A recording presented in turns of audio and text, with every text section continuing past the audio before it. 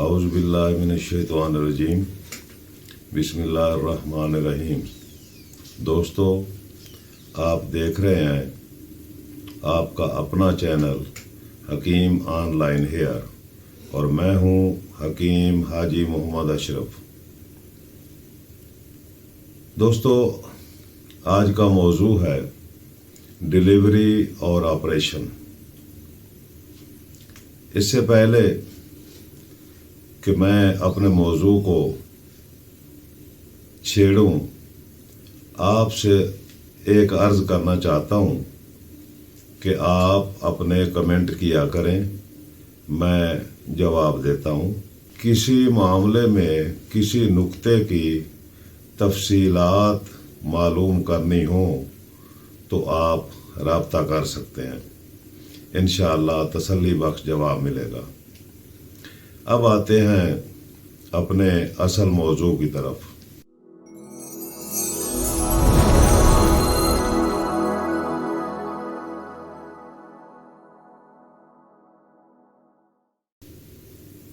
دوستو، خالق کائنات نے انسان کو فی احسن تقویم یعنی نہایت خوبصورت ہر حوالے سے بنایا ہے۔ اس کی فطرت میں کچھ چیزیں رکھی ہیں جن میں ایک یہ بھی ہے کہ وہ اپنی ہم جنس پیدا کرنے کی خواہش رکھتا ہے۔ یہ سلسلہ روز اول سے لے کر آج تک چلتا آ رہا ہے اور قیامت تک چلتا رہے گا۔ دوستو، ڈیلیوری میں یا بچے کی پیدائش میں ہمیشہ سے دایا کا کردار رہا ہے، اور یہ صدیوں تک چلتا رہا ہے۔ دایا پیدائش کے وقت زچہ کی مدد کرتی ہے، لیکن 19ویں صدی کے آخر میں سائنس کی جدید تحقیقات نے آپریشن متعارف کرایا۔ آپریشن وبا کی طرح پھیلا، شہر تو شہر، دیہاتوں تک بھی جا پہنچا۔ سوچنے کی بات یہ ہے کہ پہلے آپریشن نہیں ہوتے تھے تو پیدائش ہو جاتی تھی، آج آپریشن کی ضرورت کیوں پڑی ہے؟ اسی نقطے پر آج ہم بات کریں گے اور سمجھیں گے کہ کیا آپریشن ضروری ہے یا آپریشن کچھ لالچی لوگوں نے مریضوں پر مسلط کر دیا ہے۔ دوستو، سب سے پہلی بات تو یہ دیکھنی ہے کہ مریض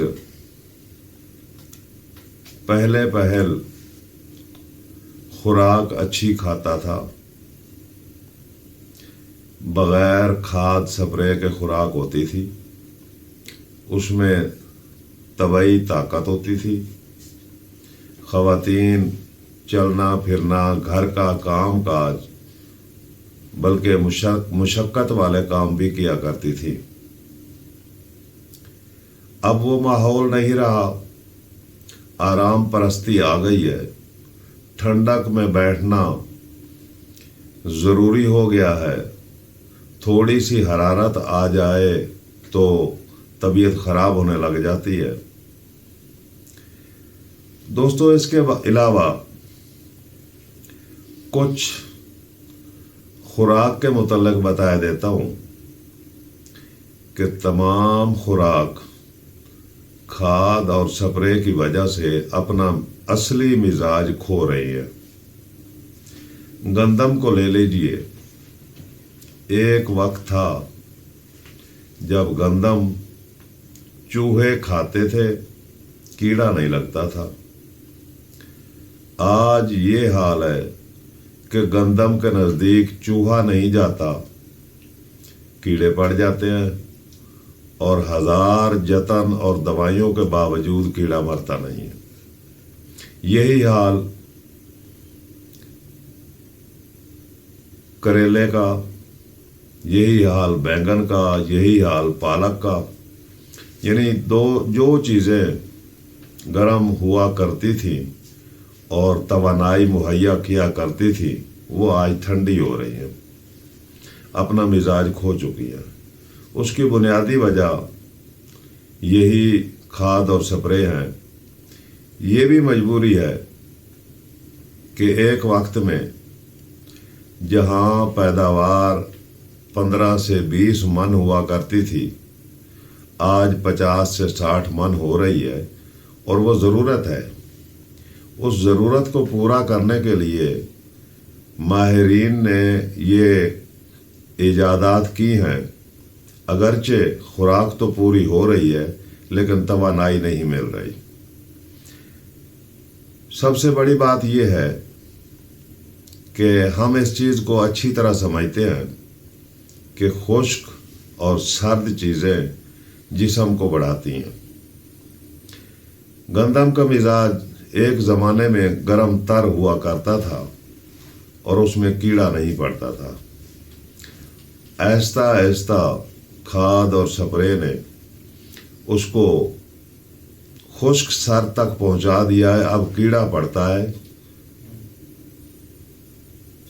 चूहा नहीं खाता। यही हाल दूसरी सब्जियों का, फलों का है। जब मिजाज में मुसलसल ठंडी चीज़ें आती रहेंगी तो जाहिर बात है हमारा निज़ाम हज़म और निज़ाम बदन भी सुस्त पड़ जाएगा।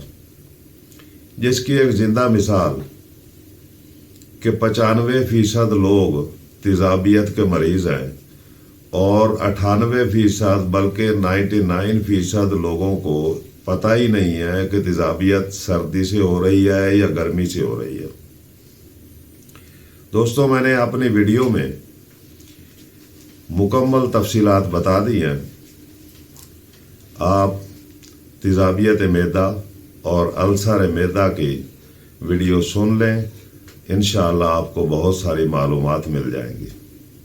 तो अर्ज़ कर रहा था कि जब खुश्क और सर्द चीज़ें हम खाएंगे, ख़वातीन खाएंगी, तो पहले 2-3 महीने तो उसको फ़ायदा होगा, उसके बाद नुकसान होना शुरू हो जाएगा। क्योंकि खुश्की रोकती है और तरी चलाती है। इस बात पे बहस करने से पहले मैं आपको हामला खातून के मुख्तलिफ औकात के मिजाज बताना चाहता हूँ, ताकि आप समझ सकें कि गड़बड़ कहाँ से हो रही है। अल्लाह करीम ने औरत का मिजाज गरम खुश्क बनाया है।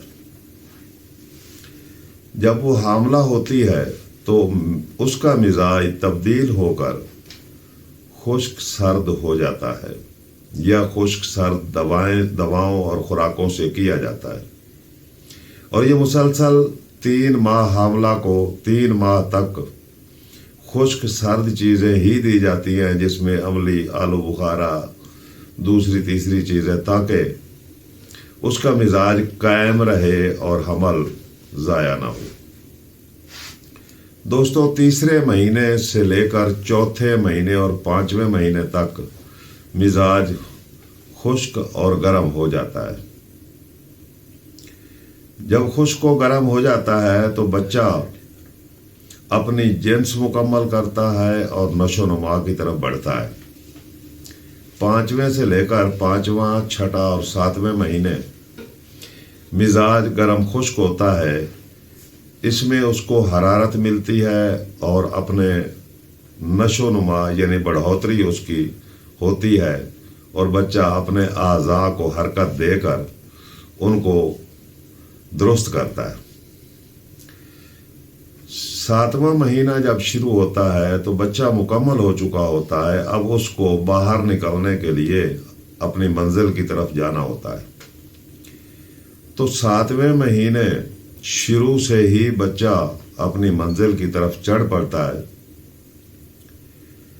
चलते चलते 9 महीने यानी 7वां, 8वां और 9वां 3 महीने बच्चा चलता है और बिलाखिर पैदाइश हो जाती है। दोस्तों, पहले वक्तों में जब खातून 7वें महीने में पहुंचती थी तो उसको ऐसी तरावत वाली चीज़ें खिलाई जाती थी जिससे फिसलन पैदा हो, यानी तरावत पैदा हो, रतूबात पैदा हो। मसलन कुछ लोग देसी सेवइयाँ शक्कर डालकर, देसी घी डालकर खिलाते थे, कुछ हलवा खिलाते थे, कुछ घी और दूध पिलाते थे। उसका बुनियादी मकसद एक ही होता था कि खातून के पेट का बच्चा जो चल रहा है कहीं खुश्की आकर उसको रोक ना दे और वो अपने मंजिल से दूर ना हो जाए। अब वो रिवाज नहीं रहा, चीज़ें नहीं मिलती। तो 7वें, 8वें, 9वें महीने में बच्चा वो अपने मंजिल तक नहीं पहुंच सकता जहां उसको पहुंचना चाहिए। टाइम पूरा हो जाता है तो तकलीफ की हालत में ऑपरेशन ज़रूरी हो जाता है। कुछ लोग ऐसे भी हैं जो इस मामले में इतने तेज हैं कि जब डिलीवरी का वक्त आता है तो वो एक ही बात करते हैं कि ऑपरेशन हो जाए। कुछ ऐसे डॉक्टर हजरात भी हैं जो लालच में आकर ऑपरेशन कर देते हैं। बहरहाल ये तमाम मामलात चल रहे हैं। अब ये सब कुछ है, मजबूरी है, हो रहा है, तो इसका कोई ना कोई हल निकालना चाहिए कि मखलूक खुदा ऑपरेशन के तकलीफ दे मरहले से बच सके और अपनी सेहत बहाल रख सके, क्योंकि ऑपरेशन बहरहाल ऑपरेशन होता है और ऑपरेशन होने के बाद वो बात नहीं रहती जो पहले होती है। ऑपरेशन में बाज़ औक़ात कुछ गलतियां भी हो जाती हैं जो ज़िंदगी का रोग बन जाती हैं। बहरहाल तबई और गैर तबई में यही चीज़ें हैं कि गैर तबई में कुछ ना कुछ नकाइस रह जाते हैं। दोस्तों, मैं आपको एक ऐसा नुस्खा बताना चाह रहा हूं जो इस्तेमाल करेंगे इंशाअल्लाह बफज़ल खुदा नॉर्मल डिलीवरी होगी। नुस्खा इस्तेमाल करें, इंशाअल्लाह आपके मकासद पूरे होंगे। एक बात जो पाकिस्तान में हर जगह मैंने देखी है वो ये है कि 2 चीज़ें हमारे मुल्क में वाफिर मिकदार में मौजूद हैं। एक ये कि आप किसी भी महफिल में बैठकर हालात ज़िंदगी का जिक्र करें तो 5-10 आदमियों में से 6-7 आदमी आपको वज़ाह बताने वाले मिल जाएंगे। और अगर किसी मर्ज़ का आप जिक्र करें तो 10 के 10 नुस्खा जात बताने वाले हकीम आपको मिल जाएंगे। वहीं बैठे हुए सब कोई कहेगा, कोई कुछ कहेगा, ना किसी को पता आगे का ना पीछे का, लेकिन ये है कि वो हकीम बने हुए नुस्खा जात बताएंगे और अपने मिजाज के मुताबिक, अपने जहन के मुताबिक ठंडी को गर्म कह देंगे, गर्म को ठंडी कह देंगे। बहुत सारे लोग कहते हैं कि बर्फ़ का मिजाज गर्म है, गर्म होती है, कुछ कहते हैं नहीं ठंडी होती है। उनको पता नहीं है, सिर्फ ये है कि सुनी सुनाई چائے میں پانی ڈال لیتے ہیں، وہ لسی بن جاتی ہے، کہتے ہیں جی پیشاب آور ہو گئی ہے۔ وہ پیشاب آور آپ دودھ میں بھی اگر پانی ڈال کے پی لیں تو وہ بھی پیشاب آور ہو جاتا ہے، لیکن ان کو پتہ نہیں ہے، وہ بیچارے چائے کو ہی نجات دہندہ سمجھ رہے ہوتے ہیں۔ تو ان لوگوں سے خصوصاً احتیاط کرنی ہے۔ یہ نسخہ کسی ماہر طبیب کو تو آپ شیئر کر سکتے ہیں، اس سے آپ مشورہ کر سکتے ہیں، لیکن کسی چلتے پھرتے لوگ سے، آدمی سے آپ شیئر نہ کریں، مہربانی ہوگی۔ نسخہ سن لیں کہ پاؤ 1.5 پاؤ دودھ عصر کے وقت ابال لیں، اس میں آدھا چمچ دہی ڈال دیں تاکہ وہ ساری دہی بن جائے، اس میں 3-4 دانے اچھی نسل کی کھجور کے ڈال لیں اور رکھ دیں۔ صبح وہ دہی بنی ہوئی ہوگی، آپ اس کو گرائنڈ کریں، نہ اس میں دودھ ملانا ہے نہ اس میں پانی ملانا ہے، وہ آپ نہار منہ پی لیں، 1 خوراک روزانہ۔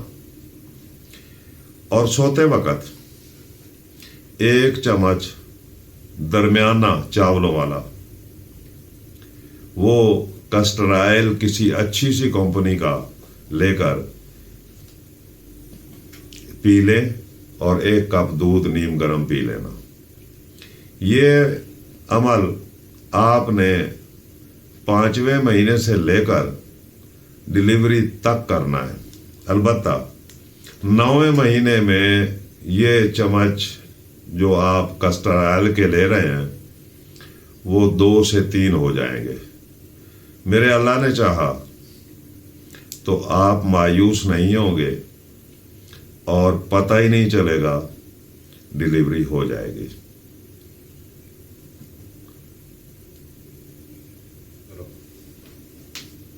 دوستو، ایک بات عرض کرنا چاہتا ہوں کہ عطائیت نے صحت کا بیڑا غرق کر دیا ہے۔ عطائی لوگ جن کے پاس صرف یہ حوالہ ہوتا ہے کہ یہ نسخہ میں نے فلاں کو دیا، فلاں کو دیا، ٹھیک ہو گیا، آپ بھی ٹھیک ہو جائیں گے، نہ ان کو بدن کے علم کا پتہ، نہ ان کو مرض کی تشخیص کا پتہ، اور نہ ان کو علاج کا پتہ، نہ ان کو یہ پتہ کہ یہ دوا کس مزاج کی ہے، نہ ان کو یہ پتہ کہ مریض کس مزاج کا ہے۔ تو ایسے لوگ نسخے لے کر پھر رہے ہوتے ہیں اور لوگوں کی صحت برباد کرتے ہیں۔ میں نے سوچا ہے کہ اس موقع پر انسانیت کی بھلائی کے لیے، دوستوں کی معلومات کے لیے اور طلباء کی رہنمائی کے لیے حکمت کا کورس بذریعہ یوٹیوب کرانا چاہتا ہوں، جس میں سب سے پہلے بدن کا علم، کون سی چیز کہاں ہے، کیا کام کرتی ہے، اس کے ساتھ کون سی چیز اٹیچ ہے، اور اس کے بعد دوسرا مرحلہ آئے گا تو میں اس میں مرضوں کے متعلق بتاؤں گا۔ اس میں بھی بتا رہا ہوں، میرا نظریہ اس میں بھی یہ ہوتا ہے کہ طلباء سنیں تو ان کو بھی فائدہ ہو، مریض سنیں تو ان کو بھی فائدہ ہو۔ کوئی بات تشخیص کے متعلق یا تجویز کے متعلق میں چھپا کے نہیں رکھتا۔ تو اب بھی میری یہ خواہش ہے کہ اگر یہ علم لوگوں تک پہنچ جائے اور طلباء بھی اس سے مستفید ہوں اور عوام الناس بھی مستفید ہو، تو میری آخرت کے لیے یہی کافی ہے۔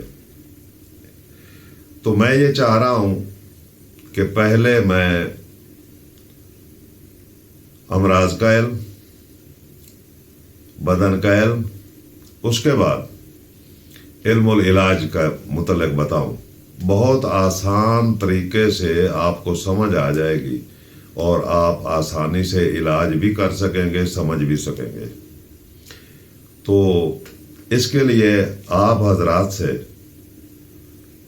مشورہ طلب کر رہا ہوں۔